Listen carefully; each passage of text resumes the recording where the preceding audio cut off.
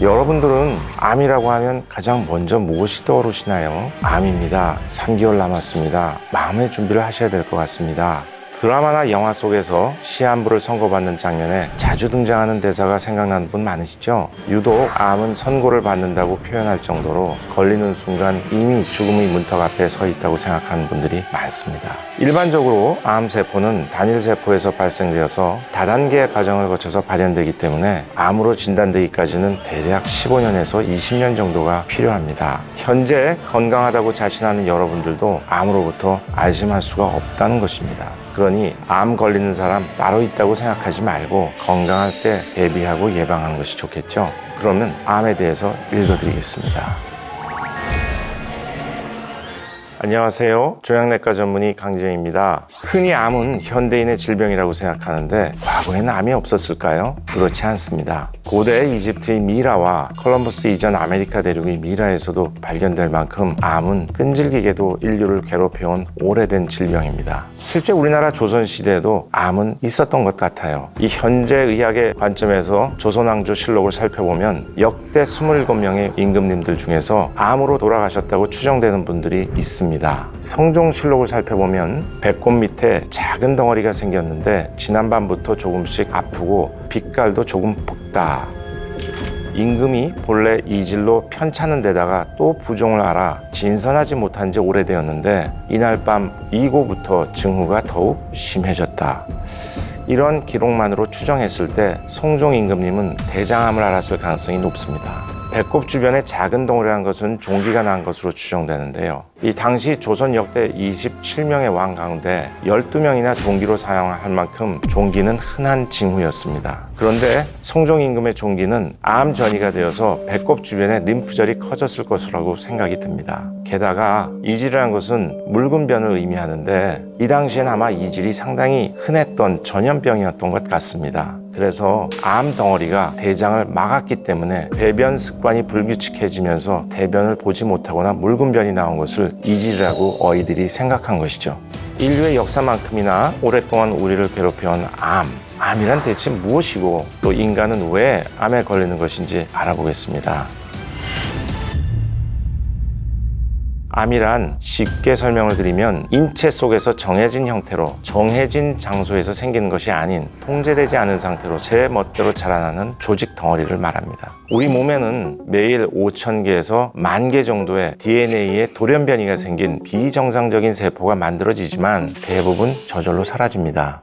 그 이유는 우리의 유전자 안에서 이러한 비정상적인 DNA의 변이를 다시 수정해주는 유전자가 존재합니다. 그것을 이제 과호 수정 유전자라고 하는데 이러한 수정하는 메커니즘에 의해서 비정상적인 세포가 정상세포로 다시 돌아가는 것이죠. 그런데 일부 암에서는 비정상적인 세포가 통제 기능을 빠져나와서 끝없이 분열하게 됩니다. 분열한 암세포가 혈액이나 림프관을 따라서 먼 곳으로 이동해서 새로운 집을 짓고 증식해서 다시 자라나는 현상을 전이라고 하죠. 이 종양으로부터 떨어져 나와서 주변 조직과 순환기를 침범하면서 전신으로 퍼져나가는데요. 이런 현상 때문에 암이란 일반적으로 악성 그리고 전이성 특징을 가지는 종양이라고 생각하면 틀림이 없습니다. 암은 60에서 70%가 잘못된 습관에 의해서 생긴다고 알고 계시죠? 하지만 이 습관이라는 게 단순히 큰 결심만 먹는다고 고치기는 힘듭니다. 왜 그럴까요? 바로 후성유전이라는 상황이 존재하기 때문입니다. 후성유전이란 염기서열의 변화가 없이 다른 원인들에 의해서 유전자의 발현이 서로 다르게 나타날 수 있는 이런 현상을 말합니다. 실제로 산모가 임신 중에 입덧으로 영양 섭취를 제대로 하지 못하게 되면 태아는 그 영양으로 영양이 부족하다 하는 것을 느끼게 됨으로써 많이 먹게 됩니다. 그래서 살이 많이 찌는 체질로 태어날 수 있는 것이죠. 즉 단순히 나의 개인적인 습관이 아닌 부모님과 그 이전에 존재했던 많은 선조들의 내력과 환경이 배인 습관이기 때문에 쉽게 바뀌기가 어려운 겁니다. 특히 암 발병 원인의 70%는 식습관과 생활습관에 관련된 것이기 때문에 가족들과 그동안 공유해왔던 좋지 않은 습관을 바로잡는 것이 암 예방에 있어서 중요한 것입니다. 암이 몸속 어디에선가 숨어서 서서히 내 몸을 죽여가고 있다는 것을 알아차릴 방법은 없을까요? 한두 개의 유전자가 고장이 일어나서 바로 암세포가 생겨나는 것은 아니죠. 또 암세포가 생겼다고 해서 바로 암으로 발병되는 것도 아닙니다. 그 이유는 처음 암세포가 생겨나게 되면 우리 몸속에 존재하는 방어 시스템인 면역계, 특히 B세포 면역계와 T세포 면역계가 정확하게 알아차리고 처단해버립니다. 그런데 면역계의 방어망을 피해서 서서히 증식하고 또 전이가 되어서 암세포가 다른 전기로 이동하게 되면 결국 문제가 생기는 것입니다. 그래서 초기암의 경우에는 암 자체에서 나오는 통증보다는 암이 증식하면서 부피가 커지기 때문에 주변의 혈관이나 장기를 밀치면서 신경다발을 자극해서 발생하는 암성 통증이 나타나게 됩니다. 한편 암은 자기가 더 증식하기 위해서 에너지와 영양분이 필요하겠죠. 이것을 주변으로부터 빨아당기게 됩니다. 이 때문에 암 환자는 체중이 급격히 감소하게 된 악액질이라는 현상이 나타나게 되는 것입니다. 또 암 자체에서 나오는 사이토카인이라는 물질들이 뇌 시상하부에 있는 식욕 중추를 견딜해서 식욕을 줄이게 됩니다. 그리고 자고 있는 상황에서도 근육에서부터 글라이코겐이라는 포도당을 빼내어 갑니다. 이러기 때문에 근육량도 줄어들게 돼서 만약 체중 감소, 식욕 부진, 갑작스러운 근육 손실이 있다면 전문의에게 검사를 꼭 받아보시는 것이 필요합니다.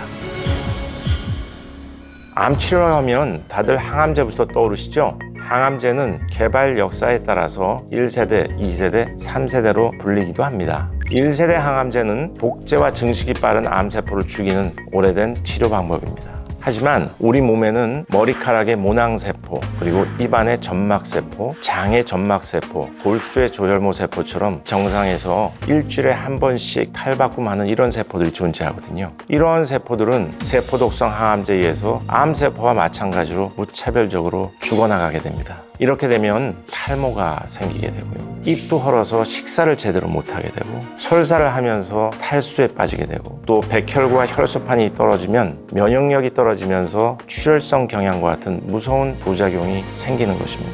이러한 증상들 때문에 항암 치료를 저는 하지 않겠어요 라고 거부하시는 환자들도 많습니다. 하지만 최근에 의학은 이러한 부작용들을 잘 극복해서 백혈구를 빨리 올려주는 백혈구 촉진제가 존재한다든지 또는 효소판을 주입한다든지 이러한 부작용들을 슬기롭게 해결할 수 있는 방법이 있기 때문에 너무 세포독성 항암제에 대해서 들은 것으로만 걱정을 하시는 것은 기우일 것 같습니다. 분자 유전학, 분자 생물학이 발전하면서 2000년대 초반부터 정상세포에는 영향을 크게 주지 않으면서 마치 미사일처럼 표적을 향해서 암세포만 죽이는 표적치료제가 개발되었습니다.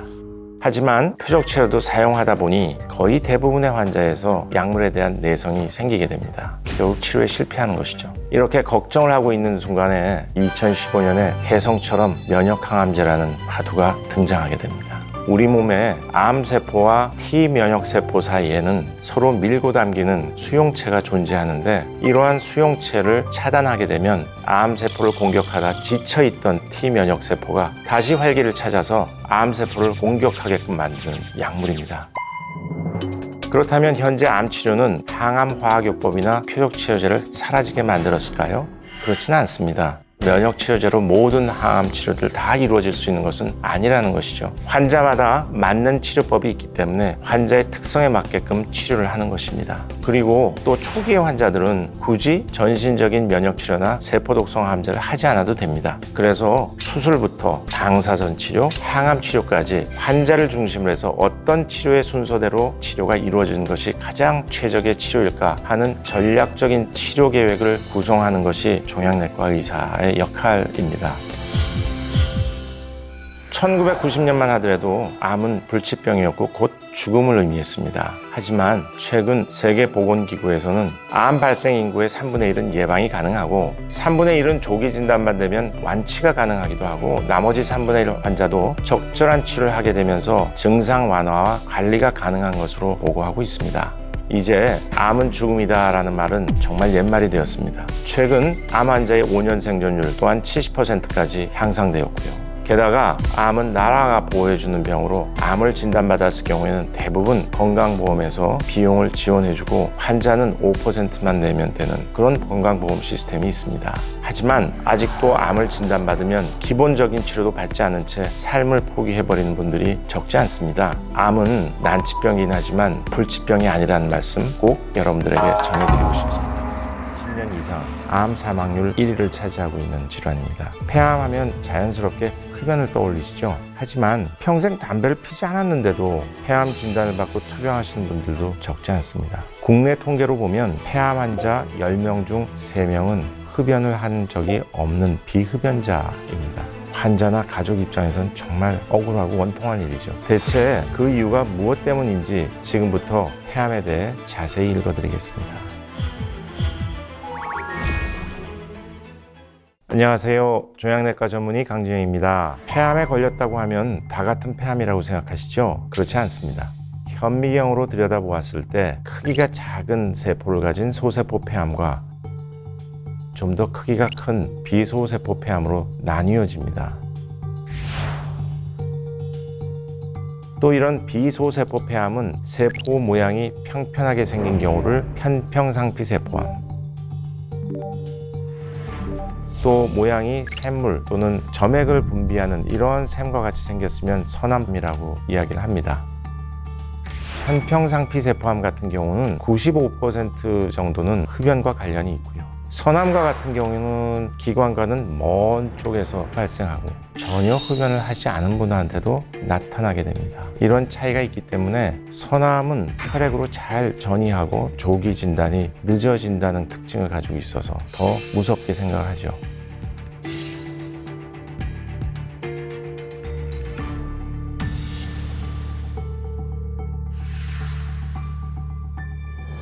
폐암은 사실 다른 어떤 암보다 치료의 개발이 굉장히 앞서가고 있는 분야입니다. 그런데 폐암 중에서는 지난 30년간 치료 방법이 전혀 변하지 않는 암이 존재합니다. 소세포 폐암입니다. 처음 항암 치료를 하면 크게 줄어들고 반응을 잘하기 때문에 이거 좋은 암이야 라고 생각하기 쉽지만 한번 약에 대해서 내성이 생기게 되면 어떤 항암 치료제를 하더라도 잘 반응하지 않고 빨리 전신으로 퍼지게 됩니다. 그래서 소세포 폐암은 대부분 많이 진행된 상태에서 발견하기 때문에 약물 치료나 방사선 치료를 한다 이렇게 이야기를 합니다. 조사에 따르면 담배가 대기 중에 탈 때 나오는 연기에는 대개 한 40개 이상의 발암 물질이 알려져 있는데 이 흡연자가 입에서 뱉는 연기에 비해서 니코틴이 3 내지 5배, 일산화탄소가 5배 정도나 된다고 알려져 있습니다. 하루에 담배를 한 갑을 피는 흡연자의 집에 하루를 머물면 담배 3개 피를 핀 것과 마찬가지고 폐암에 걸릴 위험이 비흡연자와 함께 사는 것의 2배 정도가 된다고 알려져 있습니다. 비흡연 여성들은 암의 발견 시기가 늦기 때문에 완치율도 더 낮습니다. 감기나 호흡기 질환 의심해서 검사를 받아보니 이미 수술을 할 수 없는 폐암 사기였다는 사람이 적지 않을 것입니다. 따라서 정기적인 검진을 받고 가능한 한 연기를 들이실 때도 깊이 들이시지 않도록 주의를 하셔야 되는 것이죠. 가사일 중에서 발생하는 그런 연기들도 조심을 하셔야 되고 자주 환기를 하시는 것이 좋습니다. 영상을 보고 계신 여러분들이 간단하게 점검해 볼 수 있도록 몇 가지 체크리스트를 알려드릴게요. 목이 자주 쉬고 좀처럼 낫지 않는다. 이 경우는 성대 조절 신경이 암에 의해서 침범됐을 때 성대가 마비되면서 목이 쉽니다. 또 기침할 때 가래나 혈담이 나오는 경우가 많다. 기관지 확장증이나 결핵이나 다른 이유도 있겠지만 꼭 한번 사진을 찍어 보시는 것이 좋을 것 같습니다. 그리고 숨이 차고 숨 쉴 때 쌕쌕거리는 소리가 난다 하는 것은 암 덩어리에 의해서 기관지가 일부 막혀졌을 때 숨이 쉬면서 나올 때 나오는 저항 때문에 나는 소리거든요. 또 흉통, 두통, 요통, 어깨 결림 이런 경우는 안타깝지만 머리에 전이가 있을 때도 두통이 생길 수 있고요. 허리뼈에 암이 전이가 되었을 때 결림 증상이 심하게 나타나는 것입니다. 얼굴이나 목이 심하게 붓는다는 것은 암 덩어리가 머리나 또는 어깨에서 심장으로 유입되는 혈관을 누르게 되면 혈액이 순환되지 못하면서 얼굴이나 목에 부종이 생기게 되는 현상이 나타납니다. 또 몸속의 피부색이 검게 변하기도 하고요. 식욕이 없으면서 체중이 감소하고 구역질이나 구토 증세가 자주 있고 다친 적이 없음에도 불구하고 갈비뼈에 골절이 있다는 것은 암에 의해서 뼈가 녹기 때문에 골절이 생긴다고도 우리가 생각할 수 있을 것 같습니다. 자, 여러분 몇감년 이런 말을 들어보신 적이 있으신가요? 흡연으로 인한 담배 연기에 노출된 기간과 흡연 양을 곱한 값을 이야기합니다.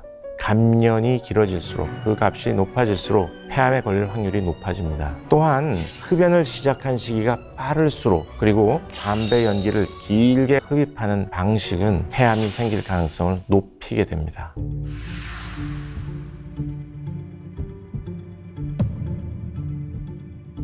원래 담배는 비싸고 귀한 물건이었다고 합니다. 일반 서민들은 구하기가 힘들었죠. 1854년부터 외국에서 대규모의 담배 회사들이 만들어집니다. 담배 가격을 낮출 수 있게 됐고 1929년도에 미국에 대공황이 있었습니다.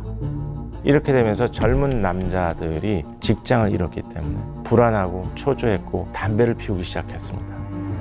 결국 이제 사태의 심각성을 깨달은 미국 공중보건성은 폐암과 만성기관지염을 유발한다는 공식적인 보고서를 발표하게 됩니다. 그래서 미국의 이 담배 회사들은 표면적으로 흡연의 건강 피해를 최소화한 목적으로 필터 담배를 만들어내기 시작합니다. 이렇게 되면서 흡연을 했던 분들은 금연을 하지 않고 순한 담배라고 생각을 하고 필터 담배를 피우게 됩니다. 그런데 결국 필터를 거치게 되면 담배를 연소하는 속도가 느려지면서 한 개 피량의 연소가스 흡입량이 늘어나서 니코틴, 타, 벤조피렌 같은 대표적인 발암물질의 흡수량은 더 많아지는 것입니다. 또한 필터를 거치면서 유해가스의 분자가 잘게 나누어지고 미세해져서 폐나 기관지에 몸속 깊숙이 도달하게 돼서 선암을 만들어내기 때문에 더 위험한 것입니다. 폐 안에는 신경섬유가 존재하지 않습니다. 아무리 커져도 통증이 느껴지지 않아요. 암이 많이 진행되어서 폐를 싸고 있는 흉막에 맞닿을 정도까지 커지게 되면 그때서야 신경섬유를 누르기 때문에 증상이 생겨납니다. 그래서 폐암 환자들이 말기가 되도록 병원을 찾아오지 못하는 이유가 되는 것입니다. 2019년부터 국가암검진 사업에 폐암이 추가가 되었습니다. 만 54세에서부터 74세까지의 국민 중에서 30감년 이상의 흡연력을 가지고 가족 중에 폐암이 발병된 환자가 있는 고위험군은 2년마다 폐암 검진을 받게 되었습니다. 그동안에는 폐암 검진 비용이 약 11만 원 정도였는데 이제는 진단 비중의 90%가 건강보험으로 지급되니까 본인 부담 비용은 약 1만 원 정도의 검사를 받아보실 수 있습니다. 이 검사 방법은 저설량 가슴 CT 스캔입니다. 일반적으로 찍는 CT 스캔에 비해서 방사선에 노출되는 양이 10분의 1로 줄어들었다는 것입니다.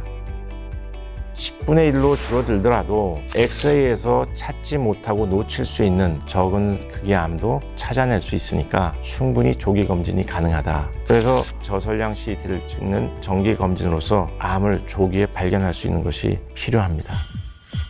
똑같은 폐암이라고 해도 환자의 유전학적 특성이나 환경에 따라서 폐암의 종류가 다양하게 세분화되는데 15년 전, 20년 전만 해도 이러한 특성을 분석할 수가 없었기 때문에 그리고 분석을 하더라도 매우 많은 시간과 비용이 필요해서 실제 임상에서 많은 환자를 대상으로 해서 적용될 수가 없었습니다. 결국 다른 종류의 암 환자임에도 모두 똑같은 항암제를 사용하게 되었기 때문에 부작용과 고통에 시달리다가 돌아가신 분도 많았고요. 한 예로 소설 별들의 고향 바보들의 행진으로 유명했던 소설가 최인호 씨가 침샘암으로 투병할 때 제가 진료를 맡았습니다.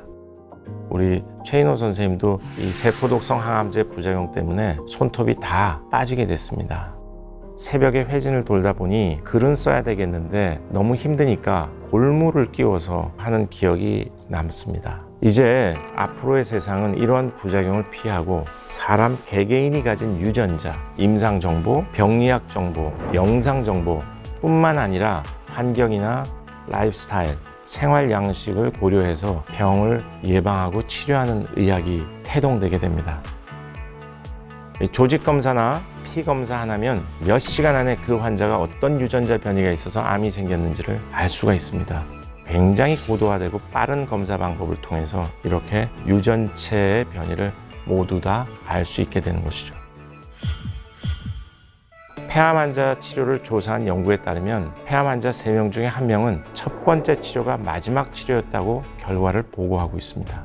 많은 폐암 환자들이 암이 뒤늦게 발견되어서 첫 번째 치료를 받고 긍정적인 효과를 보이지 못한 경우에는 자포자기한 심정이 되겠죠. 그리고 또 몸 상태도 급격히 나빠지기 때문에 많은 경우에 치료를 포기하게 됩니다. 그래서 1차 치료를 환자에게 가장 적합한 치료를 선택하게 해주느냐가 무엇보다도 중요한 것이고, 이 환자에서는 과연 표적 항암제 치료를 먼저 받는 것이 좋을지, 세포독성 항암제를 써야 할지, 3개 중에 2가지를 병용하는 게 좋을지 매우 중요한 치료에 대한 결정을 내려야 됩니다. 폐암으로 수술한 환자도 완치가 되는 것이 아닙니다. 1기보다는 2기, 임기보다는 3기에서 5년 생존율이 떨어집니다. 수술을 하더라도 재발을 할 가능성이 높다는 것이죠. 이러한 수술한 환자한테 어떻게 하면 재발을 할 수 없게 만들까 하는 것이 보조 치료입니다. 보조 치료로서 어떤 치료가 가장 이 환자한테 재발을 억제할 수 있을까? 최근에는 어떤 유전자 변이 때문에 이 환자가 폐암이 생겼고 수술을 받았는지 수술한 조직에서 유전체 검사가 가능해집니다. 이것을 통해서 좋은 효과를 보였다는 임상 연구 결과가 속속 발표되고 있습니다. 그러니 여러분, 내 건강에 많은 관심을 기울여서 예방을 하고 설사 폐암이 생기더라도 결코 두려워하지 마시고 주치 의견에 따라서 치료를 받는 것을 적극 침묵의 장기라고 불릴 만큼 병이 아주 진행돼서 좋아지지 않을 때까지 버티다 죽기 직전에야 증상을 보이는 그런 장기입니다. 그래서 황달 증상이 나타나거나 통증을 느껴서 병원에 갔을 때는 이미 더 이상 손을 쓸 수가 없어서 상당히 진행된 경우가 대부분이죠. 말 그대로 췌장암 진단이 사형 선고인 것입니다. 결국 췌장암은 일찍 발견해야 생존율을 높일 수 있다는 결론에 도달하는데, 위암이나 대장암은 내시경, 자궁경부암은 백신으로 예방이 가능하지만 췌장암은 아직까지 뚜렷한 예방 방법이나 조기 진단 방법이 없는 것이죠. 그래서 일상생활에서 위험 요인을 잘 피하고 몸을 살피는 것이 무엇보다도 중요합니다. 췌장암 지금부터 읽어드리겠습니다. 안녕하세요. 종양내과 전문의 강진영입니다. 2021년 발표된 국가암정보센터 통계 자료에 따르면 2018년을 기준으로 췌장암 환자는 전체 우리나라 발생하는 암의 3.1% 정도로 암 중에서는 8번째로 높은 발생률을 보이는 암입니다. 암 완치의 기준으로 삼는 장기 생존 5년 생존율을 보면 췌장암의 5년 상대 생존율은 12.6% 불과합니다. 환자 10명 가운데 겨우 1명을 넘는다는 수준이죠. 암세포가 췌장의 주변을 침범하지 않고 췌장에만 국한되어서 나타나는 경우를 우리가 1기라고 하는데, 이때 5년 생존율은 42.7%입니다. 상대적으로 암이 발생한 췌장 밖의 주위 장기나 림프절을 침범한 국소 췌장암의 경우에는 5년 생존율이 17%로 떨어지고요. 또 안타깝게도 췌장에서 멀리 떨어진 다른 부분으로 원격 전이된 경우에는 5년 생존율은 1.9%로 뚝 떨어지게 됩니다. 결국 췌장암을 일찍 발견하고 최대한 빠르게 시작하는 것이 좋다는 결론에 도달하게 됩니다. 그렇다면 췌장은 대체 우리 몸속에 어디에 있는 장기길래 이렇게 무서울까요? 췌장은 15cm 정도의 길쭉한 모양을 하고 있습니다. 그리고 위나 대장 등의 뒷부분에 가로 형태로 여러 장기들에 둘러싸여 있고 몸 안쪽에 깊숙이 파묻혀 있습니다. 그래서 개복을 해더라도 한눈에 보이지 않습니다. 췌장이란 장기는 하루에 1에서 2리터 많은 양의 췌액이라는 소화효소를 만들어서 관을 통해서 십이지장으로 보내서 우리가 섭취하는 탄수화물이나 단백질, 지방 등이 소화될 수 있도록 소화 분해 효소를 만들어냅니다. 그런데 췌장에 암이 생기면 소화 효소가 제대로 분비가 되지 않기 때문에 소화불량이라는 증상이 나타나게 되고, 이로 인해서 영양 상태가 악화가 되고 체중 감소로 병원을 찾게 되는 상황이 벌어지는 것입니다. 소장으로 산소를 공급하는 상장갑막 동맥과 장에서 흡수된 영양분을 간으로 운반해주는 간 문맥 등하고 밀착이 되어 있기 때문에 주변 조직으로 침습하기가 쉽습니다. 여기서 침습이란 뜻은 원격전이하고는 좀 다릅니다. 원격전이는 암세포가 혈관을 뚫고 또는 림프관을 뚫고 우리 순환혈액을 통해서 돌아다니다가 어떤 특정한 곳에 자리를 잡고 새롭게 다시 세포 증식을 일으키는 현상을 원격전이라고 하지만, 침습은 암세포가 주변 조직으로 삐죽삐죽 파고 들어가는 현상이죠. 침습 역시 악성종양의 특징 중 하나입니다. 그렇기 때문에 수술을 하더라도 수술에 대한 성적이 그렇게 좋지 않은 이유가 거기에 있습니다. 췌장암이 생겼을 경우에는 어떤 증상이 나타날까요? 가장 중요한 증상은 복부의 통증입니다. 약 90%에서 나타납니다. 문제는 이러한 복부의 통증이 특이적이지 않다는 데 있죠. 명치나 흉골 아래쪽 공간에서 오목하게 나타나는 통증이 가장 흔하지만 꼭 거기에만 국한되는 게 아니라 좌우 상하 어디에서든지 나타날 수 있습니다. 또 위암하고 복통의 증상이 조금 다른 점은 후복강, 복부의 뒤쪽에 존재하기 때문에 등 쪽의 통증을 호소하는 경우가 많습니다. 췌장 뒷부분엔 신경다발이 존재하거든요. 그렇기 때문에 이 신경을 눌러서 낮보다는 밤에 또 하늘을 보고 바로 누웠을 때 통증이 심하고, 이러한 증상이 처음에는 불편하다고 느껴지다가 점점 통증의 강도가 심해지고 지속되는 시간도 길어지게 되는 것이죠. 결국은 마약성 진통제를 사용할 수밖에 없는 그런 상황이 생기기도 합니다. 이 암이 생긴 위치가 췌장의 해부학적 구조로 머리 부분이냐 몸통 부분이냐 꼬리 부분이냐에 따라서도 나타나는 증상이 달라집니다.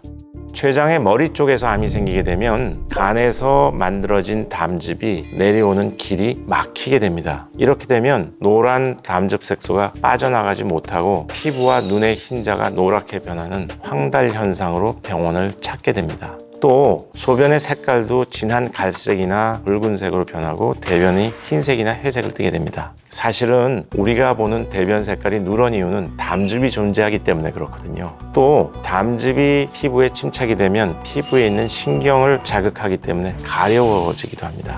만약 종양이 췌장의 몸통 부분이나 꼬리 부분에 생기게 되면 췌장의 기능 중에서 소화효소를 많이 분비하는 기능이 망가지기 때문에 불편감, 소화불량, 체중 감소로 이어지게 되는 것이죠. 췌장에는 또 다른 기능이 있습니다. 혈당을 조절하는 호르몬을 만들어내는 기능을 가지고 있는데 인슐린이나 글루카곤 같은 호르몬을 만들어냅니다. 그래서 50대 이후에 특별한 이유도 없이 가족력도 없는데 당뇨가 생겼다 하면 췌장암을 한번 의심해 봐야 되겠죠. 그 이유는 실제로 이러한 암에 의해서 당뇨가 동반될 수 있다는 뜻입니다. 또 실제로 췌장암 환자의 상당수는 당뇨를 동반하고 있기도 하고요. 가장 췌장암을 간단히 점검해 볼 수 있는 췌장암 리스크를 종합해 보자면, 이유 없이 6개월 동안 10% 이상 체중이 감소하거나 식욕 감퇴 증상이 나타나는 경우, 췌장에서 만들어지는 소화효소들이 제대로 분비되지 않기 때문에 나타나는 현상들이겠죠. 또는 배꼽 주변에 덩어리가 만져지는 경우, 이런 경우는 췌장은 만져지진 않지만 배꼽 주변에 있는 림프절까지 전이되었다는 뜻입니다.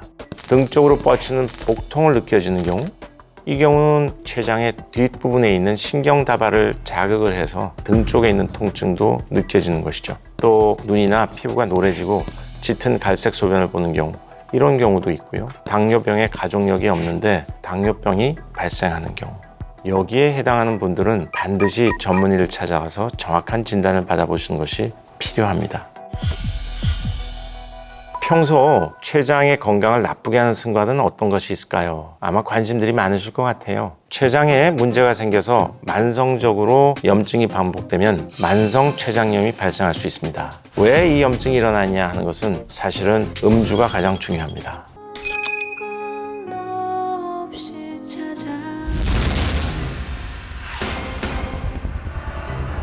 그래서 만성 알코올 중독자 경우에는 만성 췌장염을 동반한 경우가 있습니다. 바로 이런 만성 췌장염이 췌장암의 씨앗이 됩니다. 만성 췌장염은 약 70%가 장기간 잦은 음주가 원인인데요. 매일 조금씩 술을 마시게 되면 술이 대사되면서 나오는 독성 물질이 췌장에 직접적인 영향을 미치고요. 급성 췌장염을 반복적으로 일으키면서 췌장 조직이 녹아나는 괴사가 생기게 됩니다. 음주로 인해서 췌장에 가는 단백질량이 많아지면 점성이 높아져서 끈끈해져 버리는데요. 이때 생긴 덩어리들이 췌관을 막아서 췌장의 세포를 손상시키고 췌장의 실질 세포들이 섬유질처럼 딱딱하게 변하게 되는 것입니다. 이런 섬유화는 약 80~90% 이상이 진행이 돼야 증상이 나타나고 통증이 생기기 때문에 발견하기도 쉽지 않다는 그런 문제점이 있습니다. 만성 췌장염에 걸렸다면 과식을 피하고 고지방식, 고단백식 식단은 피하고 반드시 술을 끊어야 합니다.